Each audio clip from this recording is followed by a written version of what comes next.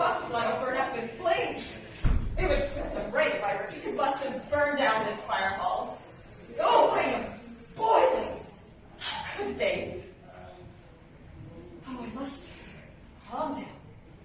Never draw deep breaths, then simmer down. Oh, I am so riled up. The recruiters had the audacity to laugh when I said I wanted to be a fireman. They took one look at me and laughed. Here we stand, in this grand fire hall built 19 years ago, the very year in which I was born. It is my destiny to work here. I know it is. Yet the men in there, who are the recruiters for the Toronto Fire Department, refused to accept my application to be a fireman. They didn't even do me the courtesy of listening to my case. One of them had the effrontery to say, "Don't worry, sweetie, I'll hold the ladder for you. Though it might prove dangerous, the sight of your petticoats could well set my heart aflame." When I blushed bright red, they guffawed all the louder. Despite their laughter, I remained determined to work for the fire department. I have seen the pain and suffering that fire causes. While working on my uncle's farm, I watched as a neighbor's stable caught fire and went up in flames. By the time we ran in from the fields, we were helpless to do anything. The screaming of the workhorses as they died in their stalls still haunts me. A few weeks later, I heard there was a fire in the village where a woman and her baby died when they were trapped on the second story of their burning house. The well was dry, and there was nothing the desperate villagers could do. I thank God I was not there, and so did not hear the woman's cries, or the wailing of her husband, who had to be restrained from running into flames himself. The look on the faces of those who witnessed the sight was enough for me. I am convinced that with training and the right equipment, I could save lives. But the men on the recruitment board didn't pause a moment to consider my case. Much less did they deign to test me by having me lift a ladder off a fire cart, haul a hose, carry heavy loads of equipment, or harness horses to a cart. They contented themselves by telling me a fire hall was not a fit place for a woman. I ask you, is a barn full of cows and manure a fit place for a woman? Yet I have just spent 4 years working as a farmhand for my uncle. His sons enlisted to fight in the Great War, and his hired help signed up too. So I set aside my studies at the university and picked up a pitchfork. I developed muscles and endurance while raising crops to feed the nation. My shoulders and back ached. My hands were blistered and now are calloused. But I never once complained. I was working like a man, and I came to love the feeling of power and independence it gave me. Look at these arms. Fine. Well, I will wager there are men who can't haul the heavy loads I can. And look at these legs. Don't blush. There's nothing wrong with seeing a bit of a leg. These are sturdy legs. They have walked many a mile as I plowed fields, held firm as I hoisted heavy pails of water from a well, and stayed steady as I scrambled up ladders into haylofts. I'm reliable and I'm level-headed, unless, of course, I've become overheated due to extreme ill treatment, as is the current case. I know my character is such that I will not rest until I have overcome any obstacle set between me and my goal. Is that not what is expected of someone fighting a fire? Must not that person be strong, disciplined, and determined? Oh, I am most distressed to have been so summarily dismissed, based on nothing but the misapprehensions of these men about what a woman is capable of doing. Pray, excuse me. I am behaving as if I were in a theater. This is a list of jobs available at the Toronto Fire Department. The fine male recruiters with whom I have just met have deemed 2 tasks on this list suitable for a woman and kindly started them for me. They have drawn my attention to the need for a clerk and for an assistant in the storeroom. These jobs are not suitable for me. I would disintegrate into ashes if I were to spend my days confined to an office.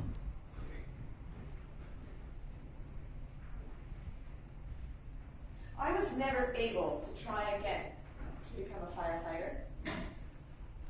Only a few months after meeting with the recruiters, I succumbed to the Spanish flu which was sweeping over the country. And so, I haunt this place. Each time you sense my presence, I am reliving the moment I was turned down by those men. Over the years since I crossed over, women have come so far. There are even women police officers now. But as I hover here in the year of our Lord 1986, there is still not one woman firefighter in the whole city of Toronto. Imagine that. And so I vow to continue reappearing until there is a woman firefighter standing on this very spot. Now you can watch for her too. I feel the time is near. Oh, it might even be today. Oh, oh, oh, oh.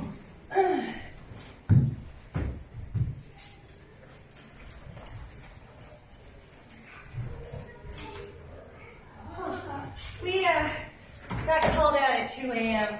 There was a fire in a warehouse in the distillery district.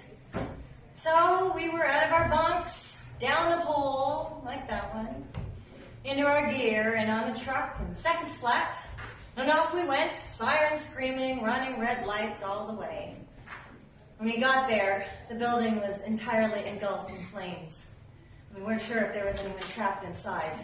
So we'd already started hauling out the hoses and shooting water onto the building when a security guard came running to tell us that everyone had gotten out safe. Thank God, because that meant none of us had to go in. But it took us 3 hours to get that one out. Oh, what a night. Oh, I didn't introduce myself.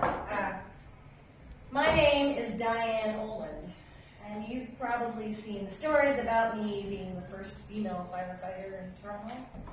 Well, it's 1986. It's high time there's some woman on the force. But I didn't set out to be the first. I just wanted a job with a good salary. I'm a single mom with 2 kids, and it seemed like the end of the money always came before the end of the month. So, when I heard that the fire department was recruiting, and I saw how much money firefighters got paid, I figured I'd apply. There were hundreds of applicants, most of them men, ex-construction workers, heavy equipment operators, the type, big and burly. Not too many applicants look like me. I'm 5'7", weigh 140 pounds, and I've put out 2 kids. But it didn't bother me, being almost the only woman who applied, because I'm used to it. I had lots of jobs that usually only men do, like security guard, driving a postal truck. And I couldn't understand why more women hadn't applied until I found out about the physical test you have to pass to prove that you're strong enough. So get this, you have to carry a heavy ladder, lift a heavy ladder off a fire truck single-handed. You have to walk an obstacle course with the line folded, and you have to carry 85 pounds of rubber hose. Yes, that is 85 pounds of rubber hose up 4 stories. Oh, and all that while wearing this gear. So this helmet, this breathing apparatus, that, excuse me, plus this triple line 50 pounds.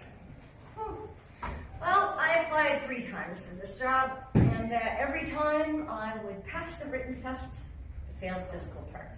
But heck, even though some of those tough construction workers couldn't pass the test. And that's when a CBC reporter got a hold of me. She'd actually called the Toronto Fire Department to ask them why there were no women firefighters on the force. And they told her they wanted to be an equal opportunity employer, but they couldn't find a woman who could pass the test. And they actually told her about me, how I kept applying and acing the written test and failing the physical part. So then she got a hold of me. And that reporter's name is Cynthia Reyes, and she's black. And from what I hear in the 1980s, it's not any easier getting to be a reporter when you're black than it is getting to be a firefighter when you're female. So she totally understood how hard it was to break barriers and get to be something greater first. And it was Cynthia who got me to sign up at a gym where I could work out with a retired firefighter. Oh man, he whipped me into shape. I'm 39 years old, and he had me doing aerobics and some serious weightlifting. It took me 6 months of training, but I was ready to take that test. And I hoisted, lifted, carried, and climbed better than most of those men. All told, it took me 3 years from when the time I first applied, and here I am. And ever since they found out that I passed the test, there have been journalists in and out of the fire hall. It's some kind of big deal in the media. I've been followed by photographers and interviewed by reporters, and I've generally had to spend more time talking about what I do than actually doing it. When the reporters asked me what my kids think about my new job, and I told her I've overheard them telling the other kids that Mom gets to ride around in a fire truck all day, dressed like a fireman. I don't think they've quite figured out yet that their mom isn't just dressed like a firefighter. I am a firefighter. And the reporters are so amazed that I can scramble up 10-story ladders while wearing this heavy gear. And I keep telling them it's just part of the job. Everyone on the crew, male or female, has to carry their weight. Lives depend on it. Well, to be fair, some of the guys weren't so sure that I could do the job when I first got here. Not until tonight. We all fought that fire hard, and I hauled, carried, and climbed just as much as anyone on the team. It took me twice the effort, but I did it. And to be honest, it took almost everything I had. It took every last ounce of my strength just to climb on the rig to ride back to the station. I was clinging to the side, hoping that no one would notice that my knees and legs were shaking. I was so tired. And that's when it happened. Jake, and he's the senior guy on our team, he said, "Good job, guys." But when he said it, he was looking right at me. And that was it. I knew I'd made it. I was finally one of the guys. So back in 1972, a bunch of women turned this building from a fire hall into a theater. It was a big job. The women did it. I like it when women band together and step up to prove that they can do what men do, whatever it is. When we band together and support each other, we get things done. Anyway, trying to stow away this gear and try to catch a few winks before that alarm goes off again. Enjoy your visit.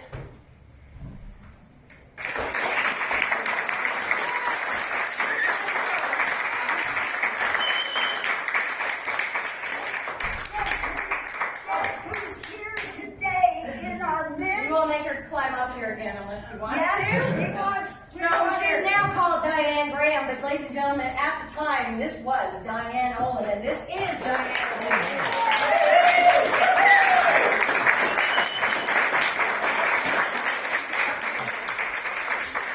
She's called her entire family, and Christine and I, the writer, Christine, are just so grateful that we managed to connect. And thank you so much. Thank you. You were great. It was really nice listening to all of that stuff. Yeah. And basically, it was, right down to the nitty-gritty. True. Yeah. Thank you, everybody. Thank you. Thank you. It's great to have you here.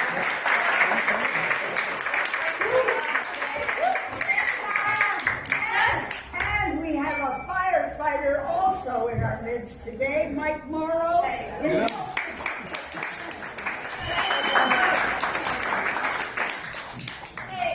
we have happening in about 2 minutes up in the main stage. Catwalks, dogs, handbell on song. So they're amazing. The stuff they do with handbells, it's really fun. Go on in if you're interested in direct